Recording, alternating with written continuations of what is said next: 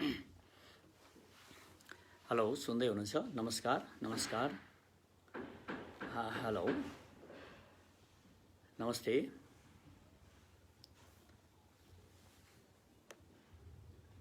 Hello hello, नमस्ते। आवाज आउँदैछ? कृपया एकचोटि आवाज आउँदैछ? कुशलजी, आवाज आउँदैछ? एकचोटि लेखिदिनुहोस्। आवाज सुन्दै हुनुहुन्छ? गुड मर्निङ, नमस्ते। आवाज क्लियर आएको छ? एकचोटि आवाजको बारेमा लेखिदिनुहोस्। नमस्कार नमस्कार नमस्कार महेशजी। कुशलजी, हेलो कुशलजी, आवाज आइराखेको छ? दिपेशजी, आवाज सुन्दै हुनुहुन्छ?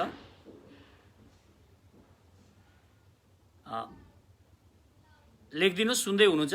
ठिक छ भनेर लेखिदिनुहोस्। ठिक छ भने ओके।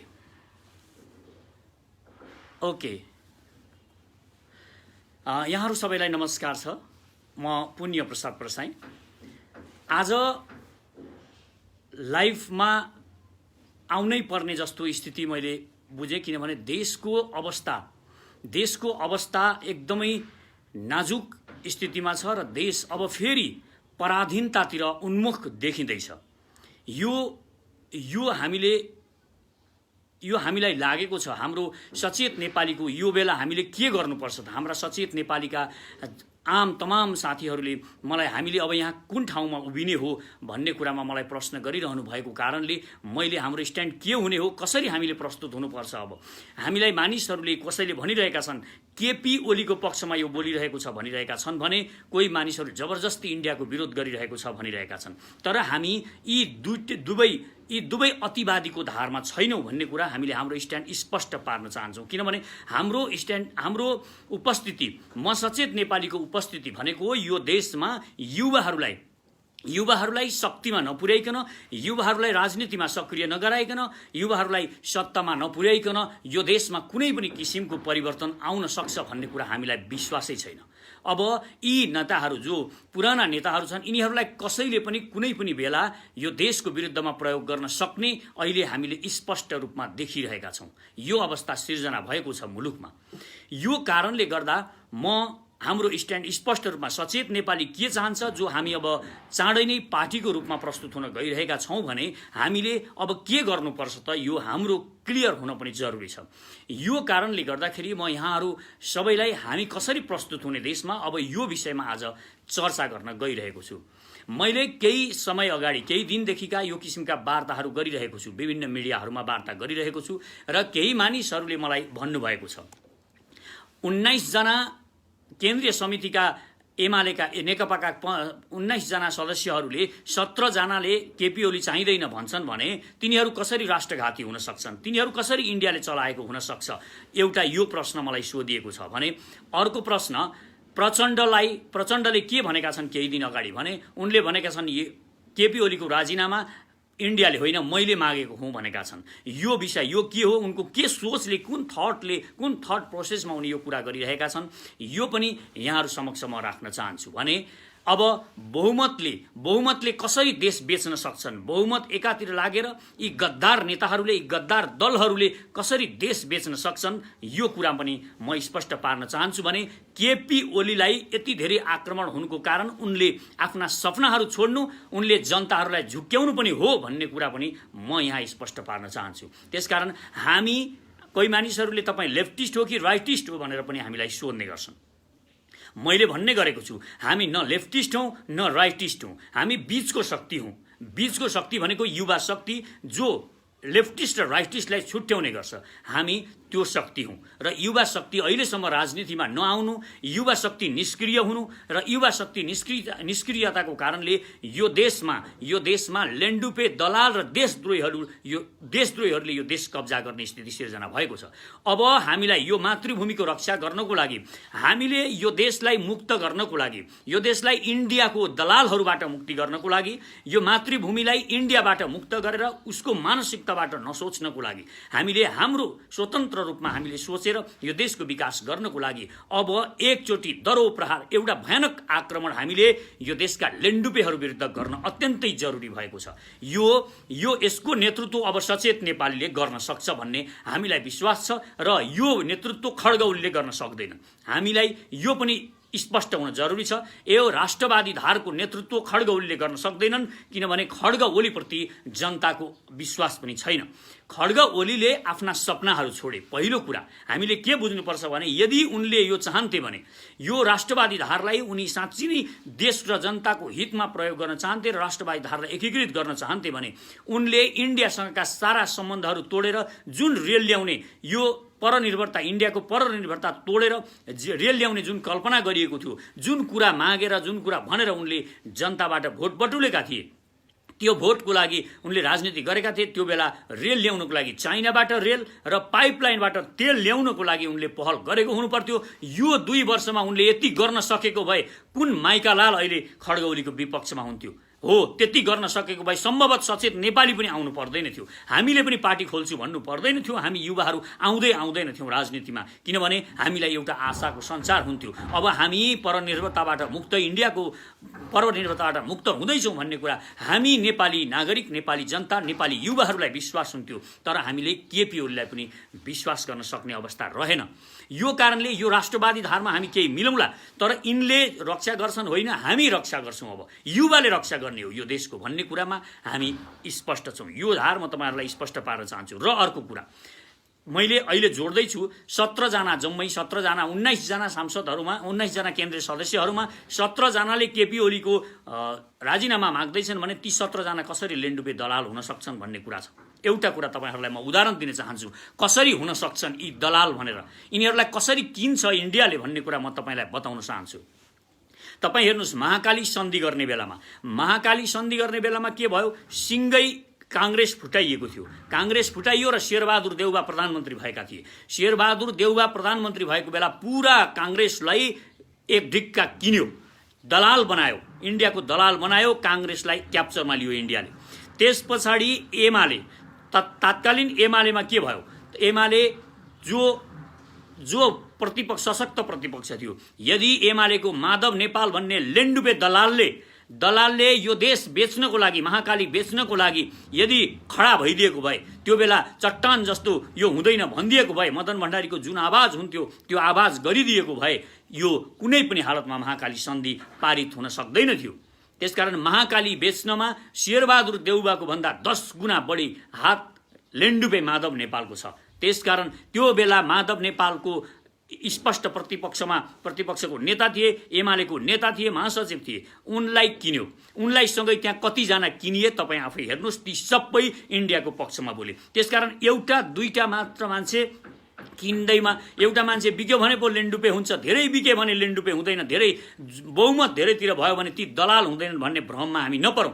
त्यसकारण अहिले यो एमालेका, यो नेकपाका जति पनि ती केन्द्रीय सदस्यहरू यो अवस्थामा, अहिले म केपी ओलीलाई माया गर्न चाहन्न, केपी ओलीलाई माया गर्नुपर्ने कुनै पनि जरुरी छैन, तर यो अवस्था के हो भने हामी अहिले इन्डियासँग, पुरा देश इन्डियासँग लडिरहेको अवस्था छ।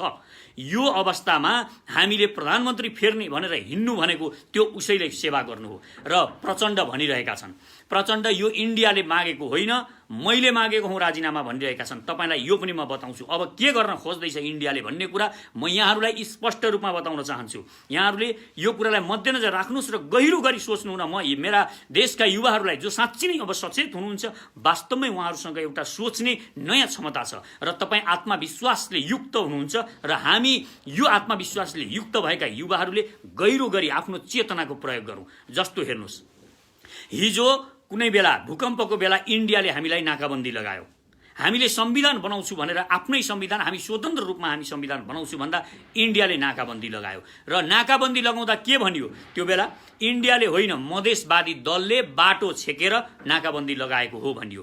ती मधेसवादी दलहरूलाई शिखण्डीको रूपमा इन्डियाले प्रयोग गर्यो र हामीलाई नाकाबन्दी लगायो र त्यो बेला सबै दलालहरू, यहाँका चम्चाहरू, यहाँका लेन्डुपेहरू, यहाँका बौद्धिक भनिएका केही दलालहरूले के भने, यो नाकाबन्दी इन्डियाले लागेको होइन, मधेसवादी दलले बाटो छेकेको हो भने। यी गद्दारहरू हुन्। यो जसरी जो पनि यसरी बोलिरहेका छन्, यी गद्दारहरू हुन्। यी गद्दारहरूलाई नङ्ग्याउन जरुरी छ। यी गद्दारहरूलाई नङ्ग्याउन सकेनौँ भने हामी डुब्छौँ। त्यसकारण त्यो बेला के भयो, इन्डियाले लगाएको होइन, यो त नाकाबन्दी त यो मधेसवादी दलले पो लगाएको हो भनेर हामीलाई भ्रम पारियो।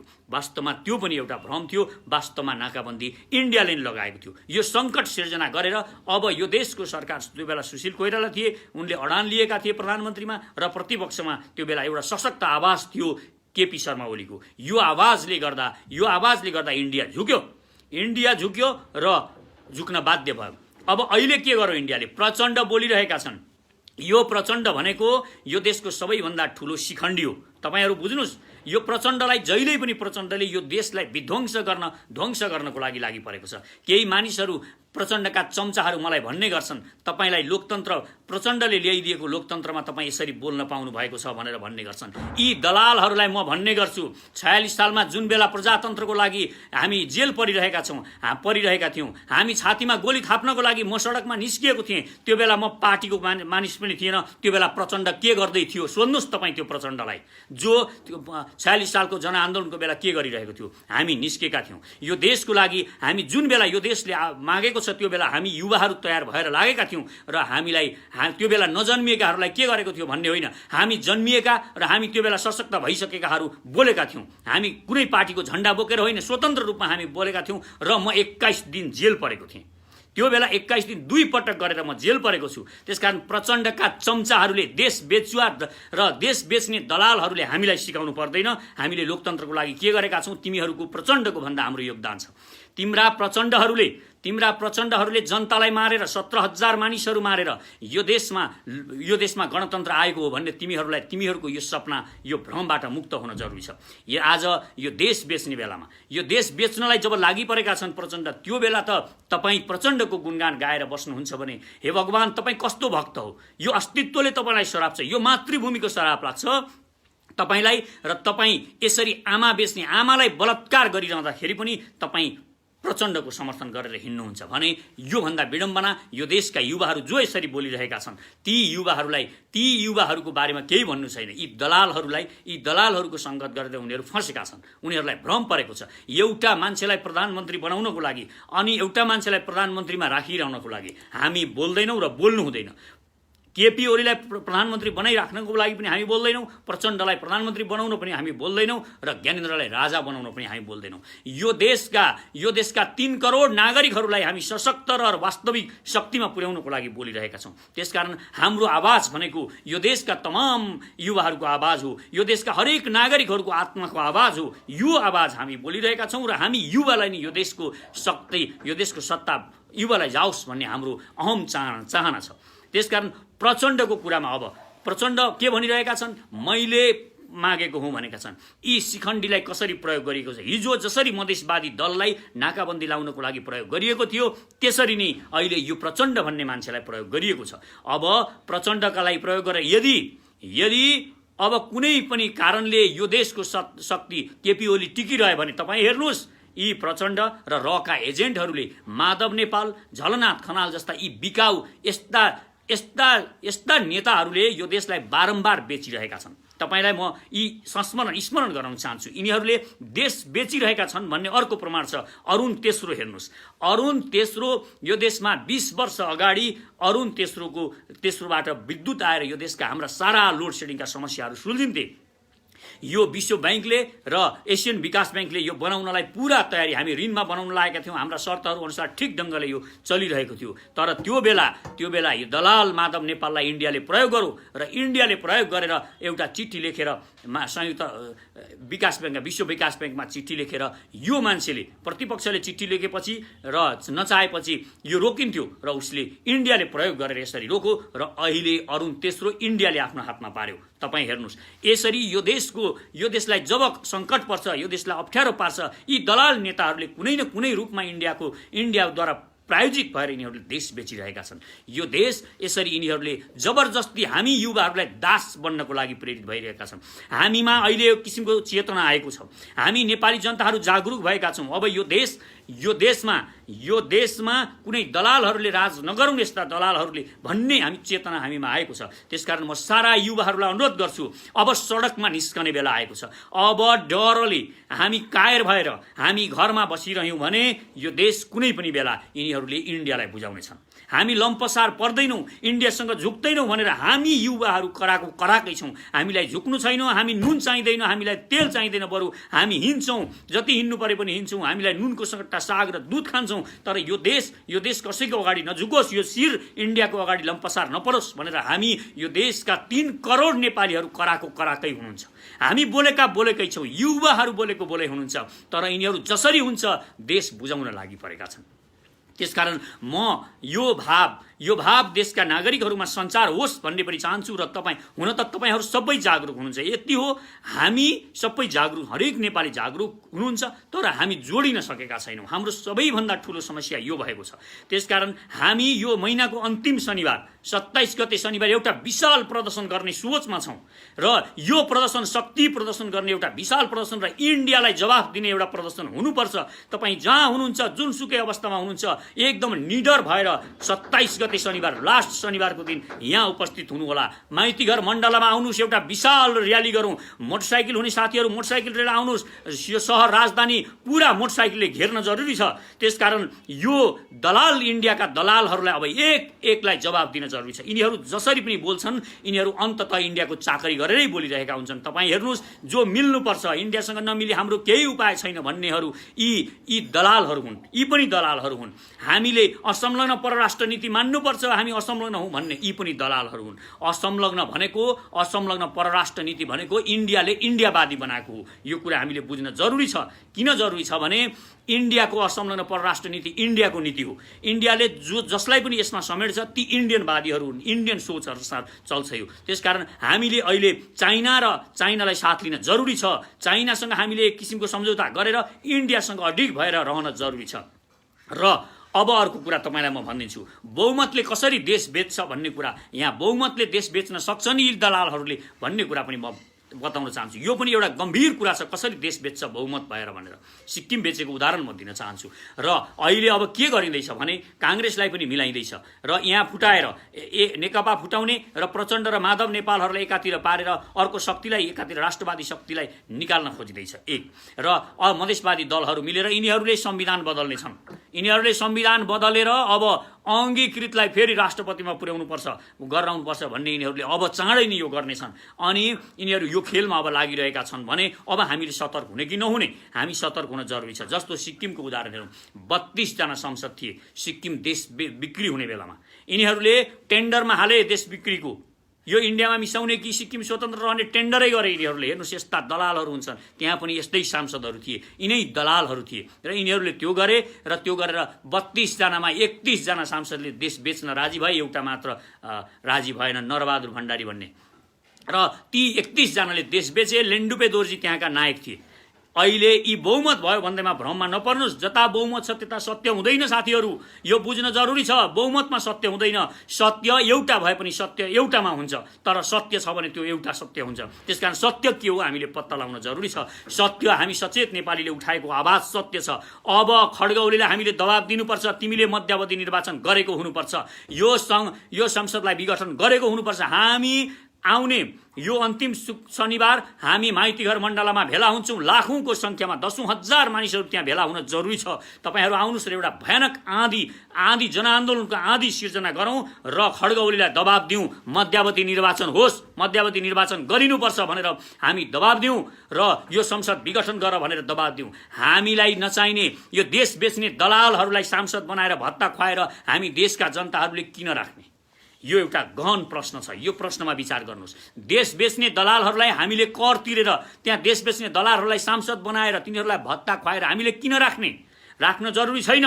अब हामीले यो खड्ग ओलीलाई एकदम भयानक दबाब दिनुपर्छ। यो खड्ग ओलीहरू आफू सत्तामा बसिरहन चाहन्छन्, यो होइन। यिनले चुनावको घोषणा गर्नुपर्छ, मध्यावधि निर्वाचनको घोषणा गर्नुपर्छ, यो संसद विघटन गर्नुपर्छ र एउटा हामी सचेत नेपालीहरू अब पार्टी खोल्दैछौँ। हामी पार्टी खोलेर हामी पनि युवाहरूलाई लिएर हामी पनि प्रतिस्पर्धामा उत्रिनेछौँ यिनीहरूसँग। अनि हेरौँ यी दलालहरूले जित्छन् कि वास्तवमा सचेत नेपाली यो देशका सच्चा देशभक्तहरूले जित्छन्। यो हामीले देखाउन जरुरी छ। अब एकपटक हामीलाई यो परीक्षाको घडी आएको छ, यहाँ परीक्षा दिने बेला आएको छ र यसमा हामी अब्बल हुन सकेनौँ, यो देशका युवाहरू अब्बल हुन सकेनौँ भने यो देश फेरि गुलाम हुँदैछ। यो देशलाई गुलाम पार्ने सारा तारतम्यहरू मिलाइएको छ। त्यसकारण म रिक्वेस्ट गर्छु, मेरो हार्दिक अनुरोध छ संसारभरिका नेपालीहरूलाई, देश खतरामा परेको छ। मातृभूमि आमामाथि बलात्कार हुँदैछ। हामी लिम्पियाधुरा, लिपुलेक र कालापानीबाट इन्डियन सेना खेल्ने कुरा गरिरहेका छौँ। हामी यहाँका नागरिक, अङ्गीकृत नागरिकवालाहरूलाई हामी कुनै पनि हालतमा राजनीतिक अधिकार दिनु हुँदैन भनिरहेका छौँ। हामी इन्डियामा जाँदाखेरि प्रवेश आज्ञा हुनुपर्छ। यिनीहरू इन्डियाबाट एउटा पनि मान्छे यहाँ त्यत्तिकै छिर्नु हुँदैन, भिजाको व्यवस्था गर्नुपर्छ भनिरहेका छौँ। हामी यो देशको सेनालाई इन्डियासँग लड्नु पर्यो भने, कुनै दिन हाम्रो स्वतन्त्रता खान आँट्यो भने त्योसँग लड्नको लागि यो देशको सेनालाई सर्वशक्तिमान बनाउनुपर्छ भनिरहेका छौँ। यो देशको गुप्तचर संस्था दरो बनाउनुपर्छ हामी भनिरहेका छौँ। भने यो जुन चाइनाबाट बाटो ल्याउने, तेल र रेलको व्यवस्था गर्ने कुरा छ, यसमा अडिग भएर एक डिक्का भएर पुरै देशले सोच्नुपर्छ। चाहे जति खर्च लागोस्, चाहे जति ऋण लागोस्, हामीले यो ल्याएको हुनुपर्छ। यो माग हामी तीव्र रूपमा उठाइरहेका छौँ। यो उठाउन जरुरी छ र यो पनि आफ्नो सपना पनि खड्ग ओलीले छोडेका छन्। त्यसकारण खड्ग ओली पनि अभाव सिद्ध भइसकेका छन्। र एउटा कुरा बुझ्न जरुरी छ, खड्ग ओलीले यो देशमा म यसो गर्छु भनेर बहुमत ल्याएका हुन् र उनको पार्टीलाई उनको विचारधारामा यो देशका जनताले भोट हाले र उनको विचारधारा फेल भइसकेपछि 2/3 सरकार त असफल हुन्छ भने अब अरू लेन्डुपे दलालहरू आएर कसरी काम गर्छन्। र कुनै पनि अवस्थामा म यो देशका नागरिकहरूलाई अनुरोध गर्छु, यदि कुनै पनि अवस्थामा यो लेन्डुपे प्रचण्ड, लेन्डुपे माधव नेपाल यस्ता दलाल झलेहरू कोही पनि प्रधानमन्त्री भएर यो देशमा सरकार बन्ने अवस्था आयो भने हामी सडकमा खुकुरी लिएर उत्रिन जरुरी छ। हामी लाखौंको संख्यामा नाङ्गा खुकुरीहरू नचाउँदै संसद भवन घेर्नुपर्छ र तिनीहरूलाई त्यही थुनेर हामीले युवाहरूको सरकार त्यहीबाट घोषणा गर्नुपर्छ। कुनै माइकालालले मानुन् नमानुन्, जोसँग शक्ति छ त्यसैले देश लिने हो भनेपछि, इन्डियासँग शक्ति छ र उसको पछाडि लाग्नुपर्छ भनेपछि हामी शक्ति क्रिएट गरौँ र लागौँ। हामीलाई सेनाले साथ दियोस् नदियोस्, हामीलाई सशस्त्रले साथ दियोस् नदियोस्, प्रहरी हामीलाई गोली हान्न आउलान्, तर हामी उनीहरूका गोली छातीले छेक्दै अगाडि बढ्छौँ र संसद भवन घेर्ने र त्यहाँबाट यिनीहरूलाई थुतेर सडकमा निकाल्नुपर्छ। यदि अब मध्यावधि निर्वाचन नगरेर यो देशमा त्यो संसद विघटन गरिएन भने हामी त्यो अवस्था सदनै हुन नदिने, हामी सदन चल्नै नदिने, सदन हुनै नदिने, त्यहाँ कसैलाई जानै नदिने। यो मध्यावधि निर्वाचन हाम्रो माग हो, यो हुनै पर्छ। म नेपालका नागरिकहरूलाई अनुरोध गर्छु, 1-2 अरब खर्च हुन्छ मध्यावधि चुनावमा, त्यो सही हो। हामीलाई यो धान्न अलिकति गाह्रो हुन्छ, तर यी दलालहरूले खरबौँ खाइरहेका छन् भने हामी युवाहरूलाई शक्तिमा पुर्याउनुको लागि अब अलिकति खर्च किन नगर्ने, गर्नको लागि पनि राजी हौँ। यिनीहरूका कुरा सुन्नुपर्ने जरुरी छैन। अब हामीले संसद रोकिएको छ, अब संसद चल्न नदिने, हामी त्यहाँ खुकुरी लिएर लाखौंको संख्यामा जाने हो, हामी भिड्ने हो र त्यहाँका सांसदहरूलाई बाटोमा निकालेर पछार्ने हो। अब हामी यो गर्नुपर्छ, किनभने देश बेच्नेलाई हामी सांसद बनाएर त्यहाँ भत्ता खुवाएर किन राख्ने, यो जरुरी छैन। म नेपालका नागरिकहरूलाई, म नेपालका साँच्चीका युवाहरूलाई अब कायरता भगाउनुहोस् साथीहरू। यो कायरताले देश बच्दैन। अब तपाईँ कायर हुनुभयो भने, हामी कायर भयौँ भने यो देशमा के हुन्छ? हामी कुनै पनि ठाउँमा प्रगति गर्न सक्दैनौँ, यो कुरा विश्वास गर्नुहोस्। कायरले कुनै पनि क्षेत्रमा प्रगति गर्न सक्दैन। हामी खेलकुदमा पनि विश्वमा केही गर्न सक्दैनौँ, हामी किताब लेख्न पनि सक्दैनौँ, हामी कुनै पनि व्यवसाय गर्छौँ भने हामी सफल हुँदैनौँ। किनभने कायरता जब माइन्डमा हुन्छ, कायरताले सधैँ कुनै पनि काममा असफल गराउँछ, राजनीतिमा मात्र होइन। र राजनीतिमा यी दलालहरूलाई हामी एकपटक भोट हालेर यो देश जिम्मा लगाउनुको परिणाम हामी भोगिरहेका छौँ। यिनीहरूलाई हामीले एक भोट हाल्यौँ, देश जिम्मा लगायौँ, यिनीहरूले देश बेच्न लागे। अब यो देश यी राक्षसहरूबाट मुक्त गराउनु छ, यो नर्क कुण्डबाट यो देशलाई मुक्त गराउनु छ। यो देशलाई मुक्त गराउनुको लागि यो देशका युवाहरूलाई म अनुरोध गर्छु, तपाईहरू आउनुहोस्, तपाईहरू जोडिनुहोस् हामीसँग। म सचेत नेपाली यो अहिले जुन महाअभियान सुरु गरेको छ यो पार्टी बन्दैछ। तपाईहरूलाई स्पष्ट रूपमा भनौँ, हामी बाहिरबाट धुलो टकटक्याएर यहाँ विरोध गरेर मात्र हामीले शक्ति प्राप्त गर्न सक्दैनौँ। हामी सिस्टममा घुस्नुपर्छ। सिस्टममा घुस्ने भनेको के हो? हामी यही चुनाव गरेर, यही निर्वाचनबाट यो सिस्टम क्याप्चर गर्छौँ। निर्वाचनबाट यिनीहरूले बनाएकै नियम खेलेर हामी त्यो हौसला हामीले राख्नुपर्छ। यिनीहरूले जुन नियम खेल्नको लागि नियम बनाएका छन् उनीहरूकै नियममा खेल्ने र यिनीहरूलाई पछार्ने यो शक्ति र साहस अब युवाहरूले आफ्नो माइन्डमा भर्नुहोस्। अब गर्न सकिँदैन, हामी शक्तिमा जान सक्दैनौँ भन्ने नसोच्नुहोस्।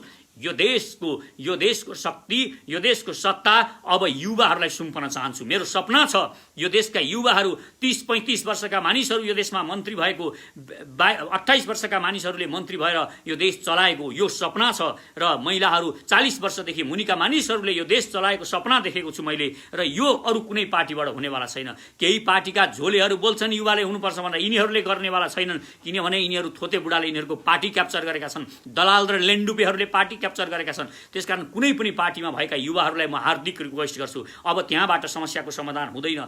जुन ठाउँबाट तपाईँ एउटा मियोमा दिनभरि घुमेर, 1000 पटक घुमेर, गोरु दिनभरि मियोमा घुम्छ, मियोको वरिपरि दाइँ गर्ने गोरु घुमिरहेको हुन्छ, त्यो गोरुलाई लाग्न सक्छ। मैले महान यात्रा गरेँ, म टाढा कहाँ पुगेँ होला भनेर लाग्न सक्छ। तर गोरु त्यही मियोमा वरिपरि घुमिरहेको हुन्छ। यो पार्टीहरूबाट, अहिलेका भइरहेका पार्टीहरूबाट हामीले समस्याको समाधान गर्न खोज्यौँ भने यिनीहरूको यही हालत हुन्छ। हाम्रो यो मियोमा घुमो, कहाँ पुगे भनौँ, कहीँ पनि हुँदैनौँ, त्यहीँ घुमिरहेका हुन्छौँ। अहिले हेर्नुहोस् तपाईँ, 50 वर्ष अगाडिदेखि यो देशमा नुन थिएन, यो देशमा तेल थिएन भन्छन्। आज 50 वर्ष पछाडि पनि यही भनिरहेका छन्। हामी मियोमा घुमेकै छौँ। त्यसकारण यो मियोको दाम्लो चुडाउनको लागि युवाहरूले आउने हो। त्यो डोरी जुन बाँधेको छ, हामीलाई घुमाइरहेको छ, त्यो डोरी चुडाउनुपर्छ। हामीले बन्धन तोड्न सक्ने हिम्मत, साहस गर्नुपर्छ। अब 10 लाख मानिसहरू विदेशबाट आउँदै हुनुहुन्छ युवाहरू। म यहाँहरूलाई रिक्वेस्ट गर्छु, अनुरोध छ मेरो, तपाईँहरू आउनुहोस्। अब एकचोटि लडौँ, अन्तिम पटक लडौँ। यो अन्तिम वार हो। अब अन्तिम युद्ध हामी यही चुनाव खेलेर, हामी हतियार लिएर मान्छे काट्दै पनि हिँड्दैनौँ। हामी उनीहरूले नि बनाएको नियममा खेलेर उनीहरूलाई पछार्ने हो। हामी यो हौसला राख्नुपर्छ। त्यसकारण म युवाहरूलाई, सारा युवाहरूलाई जोडिनको लागि अनुरोध गर्छु। म सचेत नेपाली महाअभियानमा जोडिनुहोस्। तपाईँहरू आफू जहाँ हुनुहुन्छ त्यहाँबाट समिति बनाउनुहोस्, त्यहाँ पेज बनाउनुहोस्, फेसबुक पेज बनाउनुहोस्, ट्विटर, युट्युब च्यानल। र यहाँहरूलाई अलिकति कनेक्सन छुटेको छ, म यसको लागि माफी चाहन्छु। र म सारा साथीहरूलाई अनुरोध गर्छु, यो अन्तिम शनिबार, यो महिनाको अन्तिम शनिबार, चाहे पानी परोस्, चाहे जुनसुकै आँधी भेरी आओस्, जेसुकै समस्या आउन्, यस्ता कोरोनाको पनि डराउनु पर्दैन। तपाईँ एउटा मास्क लाउनुहोस्, हातमा सेनिटाइज गर्नुहोस् र आउनुहोस्। मास्क लाएर तपाईँले मास्क नखोल्नुहोस् र तपाईँ आरामले जोगिन सक्नुहुन्छ। त्यसकारण म हार्दिक रिक्वेस्ट गर्छु, अन्तिम शनिबार 27 गते शनिबार तपाईँहरू सबै माइतीघर मण्डलमा आउनुहोस्। हामी माइतीघर मण्डलमा एउटा विशाल प्रदर्शन गर्छौँ र त्यहाँबाट हामी मार्च पास गर्छौँ। र एउटा कुरा, हामी त्यहाँबाट लगभग हामी सांसद भवनको अगाडि पुग्छौँ। त्यहाँ हामी कुनै पनि किसिमका गलत क्रियाकलापहरू गर्दैनौँ र संसद भवन अगाडि पुगेर हामी त्यहाँबाट हामी चेतावनी दिन्छौँ। त्यहाँ उभिएर हामी बानेश्वरमा उभिएर संसद भवन अगाडि उभिएर चेतावनी दिन्छौँ, यो संसद विघटन गर। हामी तिमीहरू जस्ता इन्डियन दलालहरूलाई पालेर बस्न सक्दैनौँ। अब हामी यो कुरा त्यहाँ स्पष्ट रूपमा बताउँछौँ र अगाडि बढ्छौँ। र मोटरसाइकल र्याली गर्छौँ। जोसँग मोटरसाइकल छ तपाईँहरू नम्बरको कुरा नगर्नुहोस्, एउटा झन्डा पछाडि गाड्नुहोस् र आउनुहोस्।